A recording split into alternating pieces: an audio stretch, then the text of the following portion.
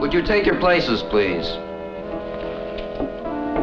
What you are about to see is a creation, but not a figment of imagination. It is based on fact.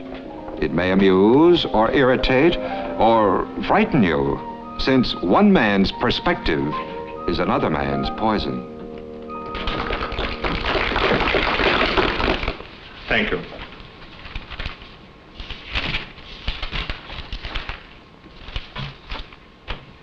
Could we be a little closer, please? Oh, yes, of course. Much better. How do you do? Today's lesson in modern living is on how to escape. How to escape, naturally, from reality. One of the principal problems of our time, and certainly one of the most painful. I shall demonstrate for you some of the more unpleasant forms of reality and some of the most effective methods of escape, such as evasion, indignation, rationalization, lying, fantasy, and so on. I shan't deal with reality in its public manifestations, newspapers, television, and so on. Nasty as these things are, we can easily avoid them. What is far less simple is coping with the reality that invades our homes and intrudes on our social life. That is an insidious reality. Let me show you what I mean. Bang! Bang! Bang, bang, bang! This is Mr. Meeker, a quite proficient escaper of my acquaintance. Unfortunately, his family is a problem for him because they tend to realism. Especially the brother-in-law who boards with the Meekers, a college student. Very dangerous type to have in a home where there's a child.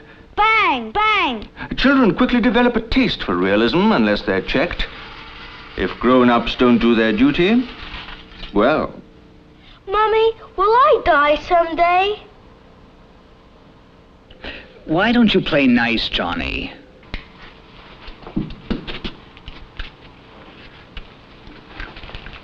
Mommy, will I? What do you want to know, dear? Well, Billy's grandpa died. Billy said everybody dies.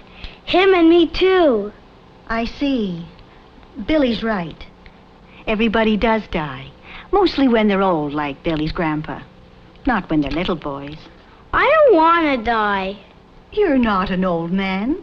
Anyway, it's just like going to sleep. When you're old, like Billy's grandpa, and very tired, it's nice to go to sleep and rest. Do you wake up after? When you're that tired, you don't want to wake up. Oh. Will Daddy die, too? Well, everybody... That's enough of all the silly talk. You get along to bed, Johnny. But it's too early. No, it is not. Well, I don't want to go to sleep. I might die. Go along and play in your own room.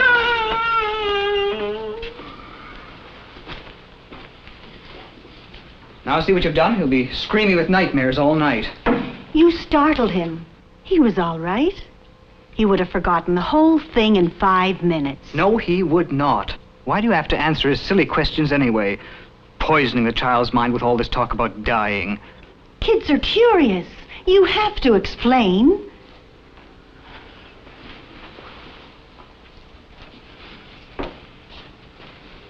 Nobody has to talk about dying. Well, now. Normal people don't talk about it.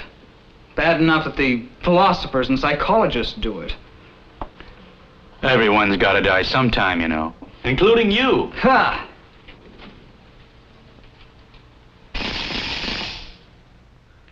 Mika, fortunately, is an instinctive escaper.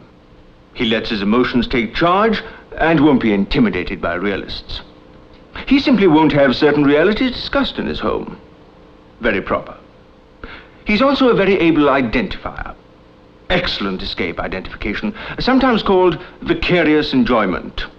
A very wide range of possibilities here. Reading is a good means of identification.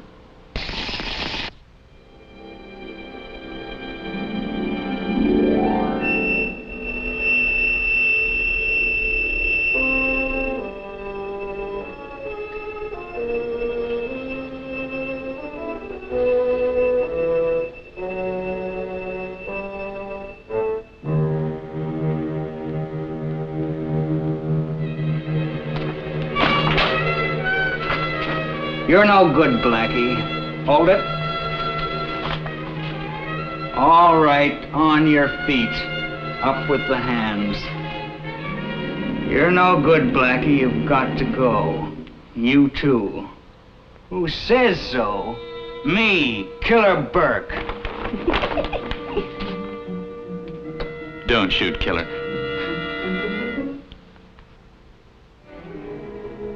Easy on the pipe, will you? It's a good one. My best. Well, this is my best home, and I'm fed up with you snooping and sneering, acting so smart and spoiling things. Why didn't you go live somewhere else instead of sponging on me?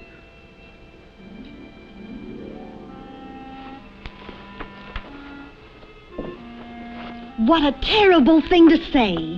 He's my brother. He pays his board and we need it. How could you say?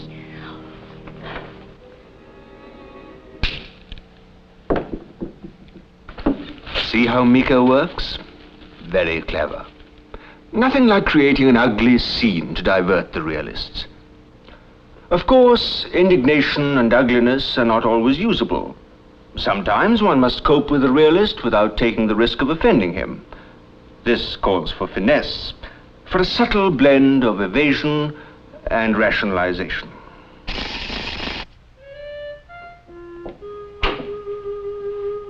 You can go in now, Mr. Meeker. Is this one of his tantrums? You know him.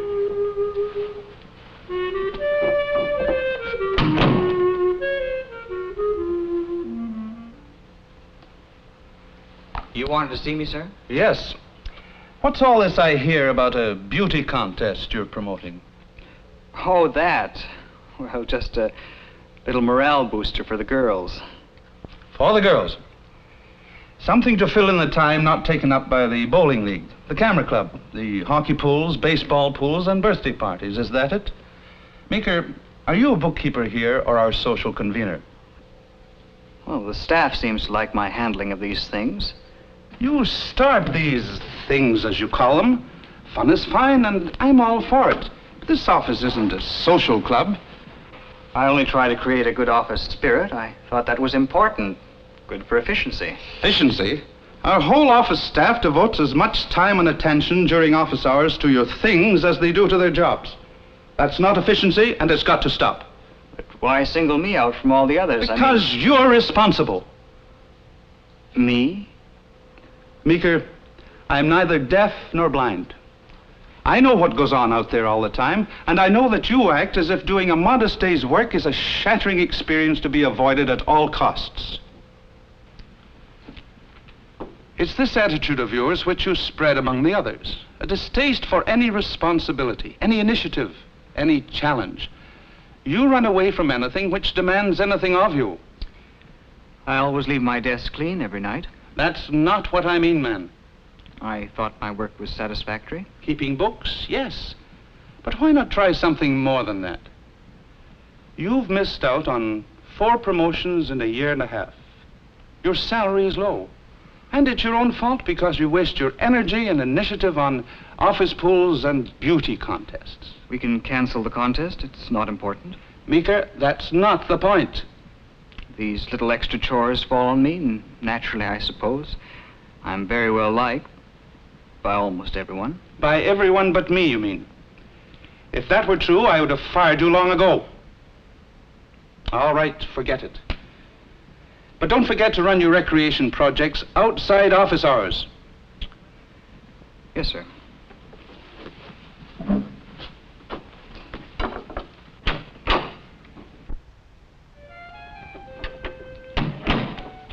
Was it the contest? Yes. He doesn't like it? Miss Hankey, the truth is he doesn't like me. You know, one of those clashes of personalities. Nothing to be done about it. He has the authority to indulge his dislike of me. What a shame.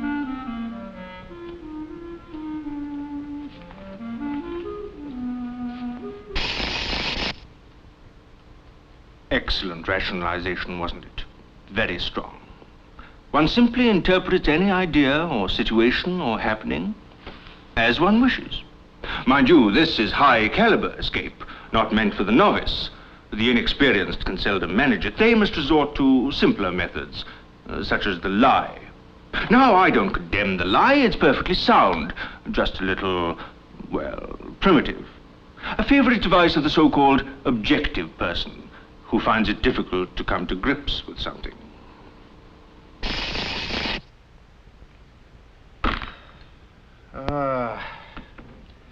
Brains a blank.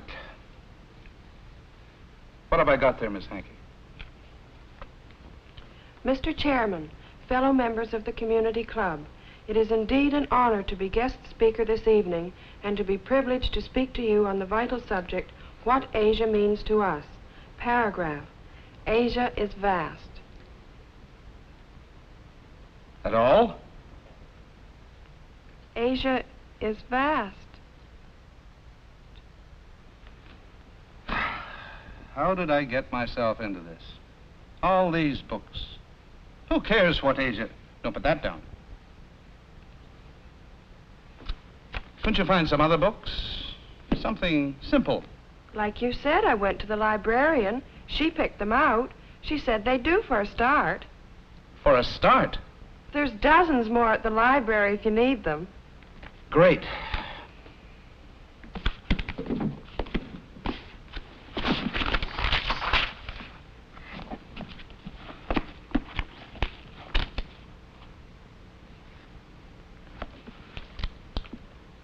Ideological pressures are not the basic political forces in Asia.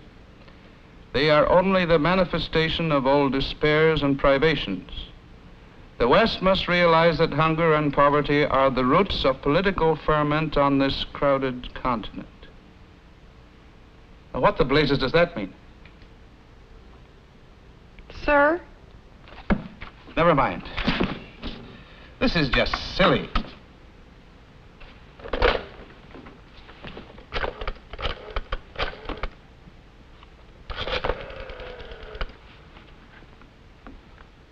Hello?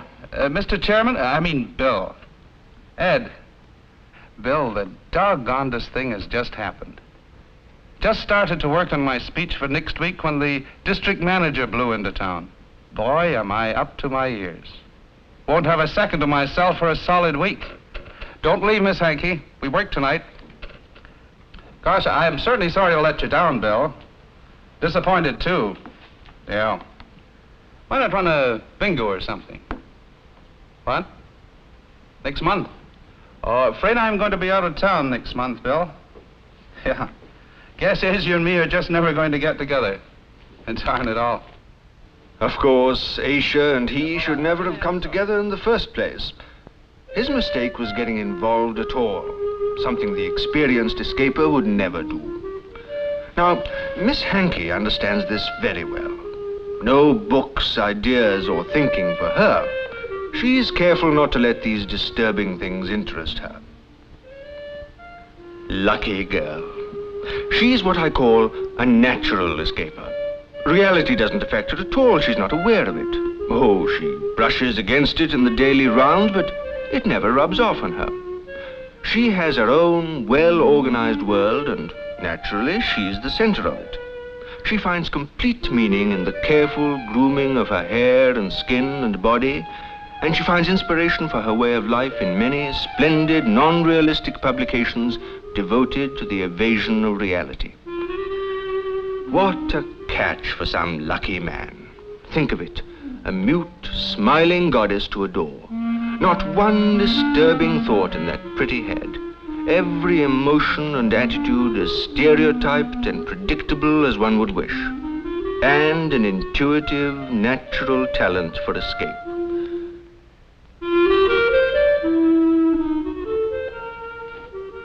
Small wonder that this type is more popular all the time. What else could happen in a world that craves escape?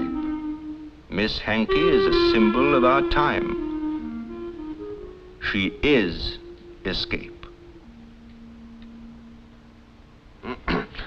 However, most of us are less fortunate than Miss Hankey and lack her attributes, including her natural talents. We must devise our escape. And to do so successfully, we should concentrate on a few techniques, preferably just one. Now, at this stage, I should like you to hear from a number of escape specialists who will recommend their individual preferences. Try pure entertainment. It's the greatest, providing, of course, it's pure. But you gotta watch the eggheads. They sneak into some funny places. Stick with comedy, quiz shows, historical romances, carnivals, disc jockeys, and baseball. Check your Western carefully. The odd one gets away from the formula. And stay away from drama, except, of course, about tortured love or secret desires. And no documentaries, no round table, no Shakespeare, no press conferences, and no commentators. They ain't pure. Illness is so satisfying. A nice vague pain, really just a suggestion of pain, that keeps you from having a moment's peace and won't let you have a wink of sleep. Or headaches. Headaches are very good and easy to manufacture too. You can get variety by using backache, vertigo, and so on. Or just the feeling that you may be going to be ill. My dears, the better people use travel. Adventures, excitement, thrilling sights. Miami, New York, Mexico, the Mediterranean. So broadening and so free from care. Delightful. Comfortable hotels and only the best people. All the comforts of home wherever you go without having to be at home. Good fellowship. Service. Get the fellas together, sing a song, and do a good deed. Wear a button. Get a nickname. And be a good scout. Wear a great big smile. Count your blessings. Look on the bright side. Live, work, and play with other good fellas. I am a believer. I believe that all truth is to be found on the faces of the stone idols on Eastern Island. Past, present, and future revealed by those faces. They tell us the date of Armageddon, that glorious day when we, the saints of the stone faces, will destroy all the sinners of the world, and heaven will be ours. If you're tired of doubt and indecision, and you are a Christian Caucasian, English-speaking, patriotic, and non-intellectual, join the stone faces and believe. Let's face it, nothing like a little blood. Violence, that's for me. I had a real break the other night. A gang of teenagers beat up a gray-haired old man right on my street. Terrific. Of course, that's rare. Still, there's always war, hanging, murders, and sports like boxing and wrestling. Say, How about those lucky Spaniards with their bullfights, eh? You see, so many delightful ways to escape. Something to suit every mood or taste. But I've saved the best for the last. The dream, day or night. The flight of imagination soaring into the world of fantasy where everything is just as you would have it. Life exactly as you wish to live it. Fantasy, the supreme escape. My friend Mika is very good at fantasy. He can slide into a daydream at will. In his fantasy, always he uses the people close to him and has them behave as he desires.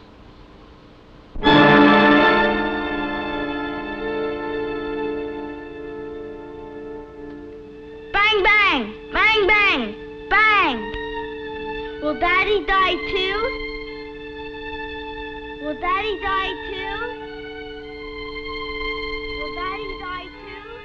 Bang, bang, bang, bang, bang.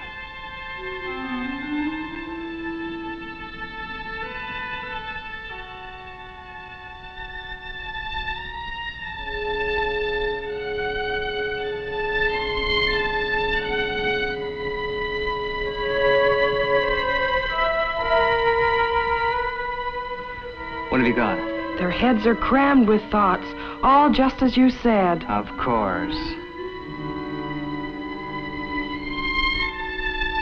Why was she spying on us? On my instructions, the time has come for a showdown. No, you don't. We'll get those books out of your reach. Books are heavy and can hurt. Get over there on the Chesterfield.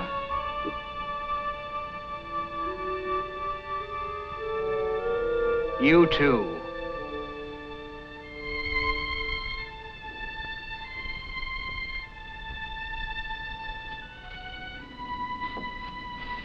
They're tricky. Don't get too close, Miss Hanky, darling. They'll trip you up if they can.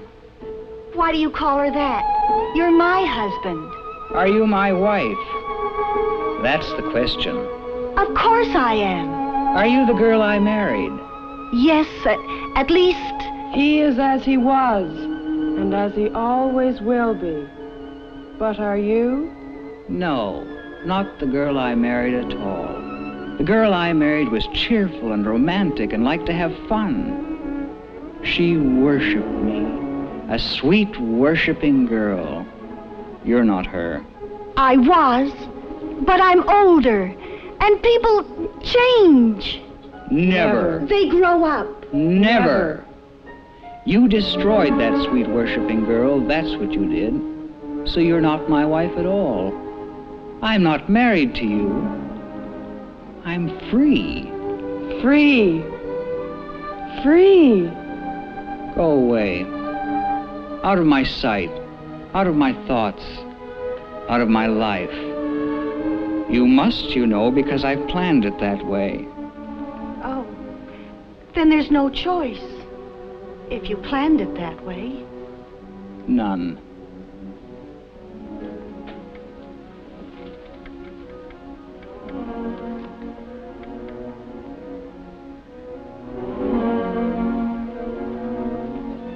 I'll go too. No. I have a different plan for you. Do you remember what you said? Does he remember? He does. I remember. Everyone has to die sometime, including... You. I'm no good. I've got to go. Tell me why. Because I think and criticize and love facts. And? Because you planned it that way. But not here. That's not the plan. Of course not, Miss Hanky, darling. Come.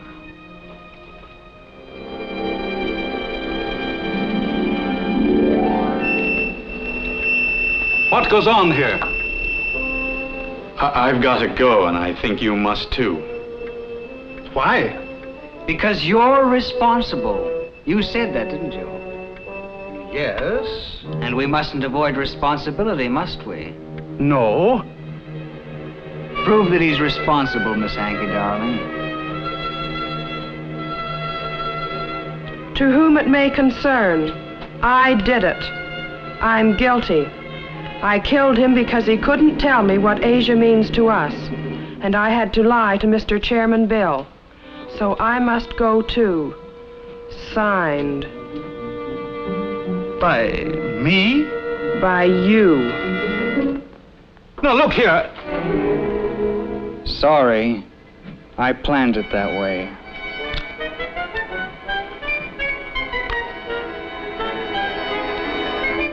No other way? None. You'll excuse us if we don't watch. It might be unpleasant. Of course. We'll wait outside. Don't worry. Everything will be done exactly as you planned it. You'll look after everything. The bowling league, parties. You may count on me.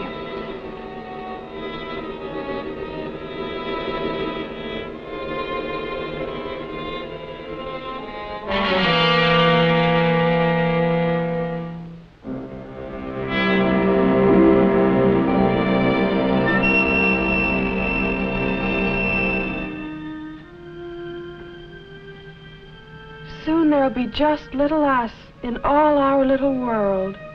Very soon.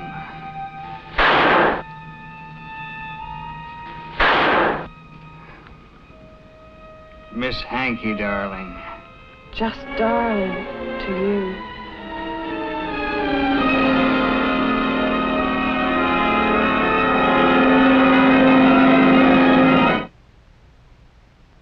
What the? Get away! Go on!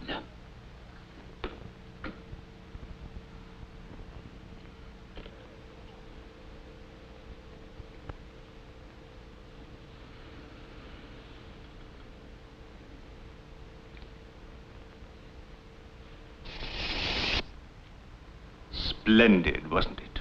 Oh, I know the skeptics would say, just a dream, wool gathering, that sort of thing. Well, my final word of advice to you is, ignore the skeptics. They're a vanishing breed. We escapers are the people of the future. Every hour of every day we grow in numbers. Everybody caters to us. Governments, commerce, the arts, everyone. Soon the time will come when we will dominate everything and everybody. And realism will vanish forever. With that glorious thought, I conclude this lesson in the noble art of escape. Happy dreams.